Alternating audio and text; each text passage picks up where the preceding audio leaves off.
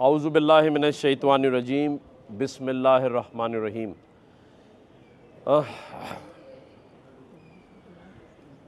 अल्फाज नहीं हैं जो सानिया हुआ उस पर भी, और जो अभी ऊपर उनकी वालदा, उनके बच्चे, उनके वालिद साहब, उनके भाइयों से जो मुलाकात हुई है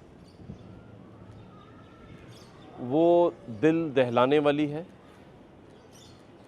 मेरे पास यकीन माने कि अल्फाज नहीं है। अगर इस पर सियासत ना की जाए और सिर्फ़ एक लफ्ज़ में ये कहा जाए कि दिल तोड़ देने के लिए वो अल्फाज काफ़ी हैं जो मुझे ऊपर उनकी वालदा ने कहे। अगर हमें शर्म आए, हमें गैरत आए और हम सच्चे पाकिस्तानी हों तो मैं यहाँ आईजी सिंध से ये रिक्वेस्ट करूँगा कि सारे काम छोड़कर बराए मेहरबानी आप ख़ुद इस मामले की तहकीकात करें। मेरे दोस्त, मेरे भाई जो वज़ीर दाखिला हैं ज़िया लंजार साहब, बहुत अच्छे आदमी हैं, ख़ुद कानूनदान हैं। ज़िया लंजार भाई, आपको खुदा का वास्ता है, इस मामले की तहकीकात ज़रूर करें। वैसे तो सभी के बच्चे सांझे हैं और जो भी शहीद हो गए उन सब की फैमिलीज़ के साथ इज़हारे अक़ीदत है, लेकिन ये वो ख़ानदान जिसने ये नज़्म लिखी कि बन के रहेगा पाकिस्तान और बट के रहेगा हिंदुस्तान, इन अल्फाज़ों से ही मुझे तो रोंगटे खड़े होते हैं कि जिन्होंने पाकिस्तान का ख्वाब देखा और जिन्होंने हिंदुस्तान को बांटने की बात की, आज उसी के लख्ते जिगर को काट दिया गया। ऐसे शहीद किया कि न कातिल मिल रहा है न उसकी वजह मिल रही है। इनकी जो हिचकियां हैं, इनका जो मैं कहता हूँ सब्र है आज भी, वो ऐसा है कि जिसमें मैं समझता हूँ कि आज मुझे इनकी बातों से लग रहा था जैसे मैं शहीद फ़ौजियों के घरों पर गया हूँ। उनके वालिदैन का जज्बा होता है, वही जज्बा इनका है, क्योंकि क़याम पाकिस्तान में इनके ख़ानदान ने वो तहरीर लिखी है जो कभी भुलाई और मिटाई नहीं जा सकती। शहीद अली रहबर के बच्चों की तमाम तर पढ़ाई की ज़िम्मेदारी मैंने बहैसियत कामरान टिसोरी ली है, बहैसियत गवर्नर सिंध नहीं ली। और इंशाअल्लाह ताला मैंने इनसे कहा है और इनकी अली रहबर की वालदा से कहा है कि मैं आपका बेटा हूँ। और मुझे खुशी इस बात की हुई, अहमद शाह साहब गवाह हैं, उनकी वालदा ने यह कहा कि मैं किसी के सामने नहीं आती, लेकिन मुझे जब पता चला कि तुम आ रहे हो तो मैं आके बैठी हूँ, क्योंकि मैंने तुम्हारी बातें सुनी हैं, वीडियोस देखी हैं, मुझे तुम पे एतमाद है। और मैंने उनसे कहा है कि मेरा अल्लाह जानता है कि मैं इस एतमाद को ठेस नहीं पहुँचाऊँगा। इन भाइयों के साथ भी भाइयों की तरह रहेंगे। मैंने इनसे अपना ज़ाती नंबर शेयर किया है। और इन्वेस्टिगेशन छोटा लफ्ज़ है, तहकीकात छोटा लफ्ज़ है। इनको हिम्मत दिलाना, सब्र दिलाने की बात करना छोटा लफ्ज़ है। यहाँ आना और दो अल्फाज कहना भी छोटा लफ्ज़ है। बड़ी बात यह होगी कि हम वाकई ही में इस ख़ानदान के साथ खड़े रहें, इनके गम में खड़े रहें, इस ख़ानदान के लिए वो करके दिखाएं कि मिसाल बन जाए उन लोगों के लिए जो इस वक्त भारत में देख रहे होंगे।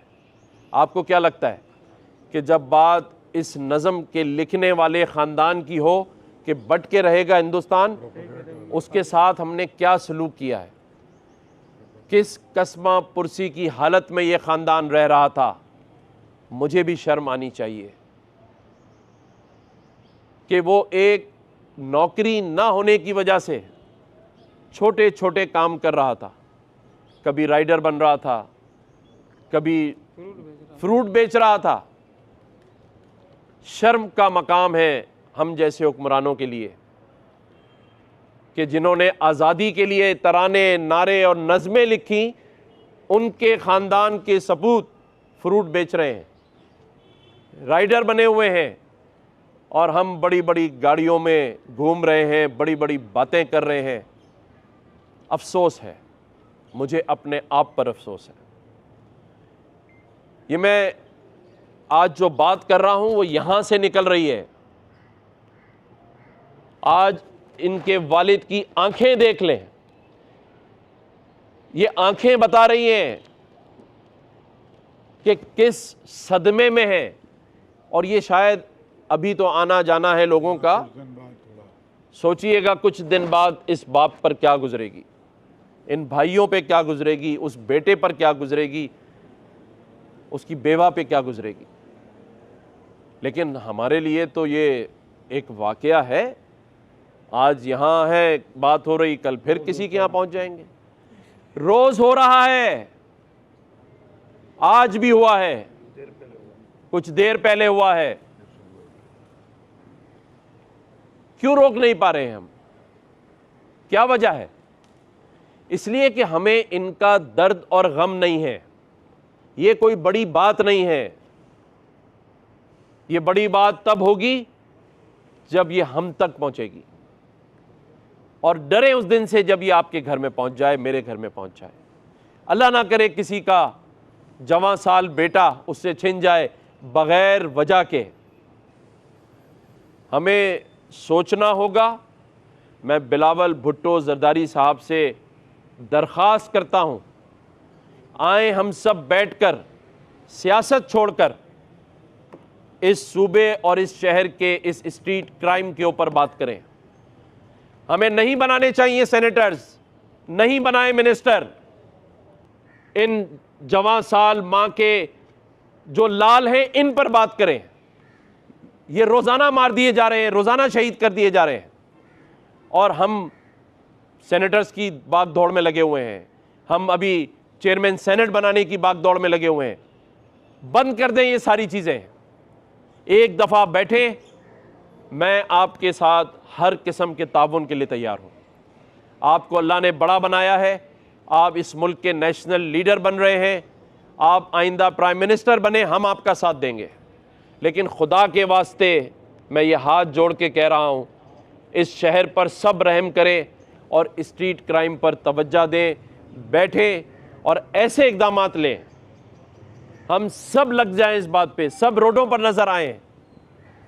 जराइम पेशा अफराद को ऐसी करार वाक़ई सज़ा दें, ऐसी इबरतनाक सज़ा दें कि इस शहर में कोई मोबाइल छीनते हुए डरे, कोई गोली चलाते हुए डरे। ढूंढे वो वजह कि ये असला कहां से आ रहा है इनके पास, ढूंढे वो वजह कि कौन दे रहा है इनको ये असला कराची में निहत्ते नौजवानों पे चलाने के लिए। मैं खामोश अब नहीं बैठूंगा। आज जो इनकी वालदा ने मुझे बात की है वो मैं यहां नहीं करना चाहता। मैं ऐसे नहीं बात कर रहा हूं आज। और ये मामूली ख़ानदान नहीं है, ये वो ख़ानदान है जिसने हिंदुस्तान को बांटने की बात की है, और इस बात पे ही हमें कुर्बान हो जाना चाहिए। अगर हम में जज्बा है पाकिस्तानी होने का, जज्बा है हमें एक मुहिब्बे वतन पाकिस्तानी होने का, इस ख़ानदान की कुर्बानी रायगा नहीं जाएगी। यहीं से हम शुरू करते हैं। और आप सहाफ़ी भाई हाथ बटाएं इस मामले में, आप पर भी इतनी जिम्मेदारी है। नहीं खामोश हो इस बात के बाद, नहीं रुकें। इसी केस से सारे केस सॉल्व होंगे इंशाअल्लाह ताला। सिर्फ हमने खड़े रहना है जगह के ऊपर, भूल नहीं जाना है। हमें इस बार यकीन के साथ तहिया करना है कि अब कोई कराची का लाल न जाए, कोई मां का लाल उसकी कोख ना उजड़े। मैं तमाम पुलिस अफसरान से कोई ऐसी बात नहीं करूंगा जो टिकर बन जाए, कोई ऐसी बात नहीं करूंगा जो हेडलाइन बन जाए, कोई ऐसी बात नहीं करूंगा जिससे वो डिफेंसिव पे चले जाएं। मैं सिर्फ आपसे एक बात करूंगा, इस मामले को हल करो और कराची में स्ट्रीट क्राइम बंद करो,